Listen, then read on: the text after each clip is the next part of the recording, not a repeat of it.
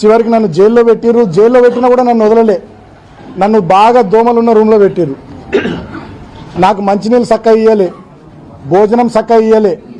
నాకు రెండు రోజుల పాటు గొంతు నొప్పి వస్తే ఇప్పటికి కూడా నా త్రోట్ ఇంకా సెట్ కాలే. నాకు చక్కగా ట్యాబ్లెట్లు ఇయ్యలే. కొంచెం ఫీవరిష్గా ఉంది అంటే వచ్చి చూసే పరిస్థితి లేదు. ట్యాబ్లెట్లు ఇవ్వరు, డాక్టర్లు వచ్చి చూడరు. మొత్తం దోమలు. మేము 7-8 మంది ఆ రూమ్లు ఉంటే 100-150 దోమలు.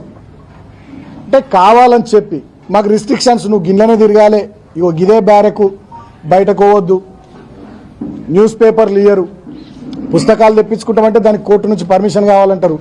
చలి బాగా పెడుతుంది, ఇబ్బంది అవుతుంది అంటే దుప్పట్లు ఇయ్యరు. మా శ్రీకాంత్ అని మా అడ్వకేట్ ఒక 3 రోజుల తర్వాత పాపం ఆయన పోరాటం చేసి నేను కప్పుకోవడానికి కూడా దుప్పటి, దానికోసం మా ఆదిలాబాద్ చెందినటువంటి శ్రీకాంత్ అనే అడ్వకేటు 3 రోజులు ఫైట్ చేయాల్సి వచ్చింది. 3 రోజుల ఫైట్ తర్వాత నాకు దుప్పటి వచ్చింది లోపలికి. అంటే ఇంత దుర్మార్గంగా, ఇంత పైశాచికంగా వీళ్ళు వ్యవహరించారు ప్రభుత్వ పెద్దలు. అంతే.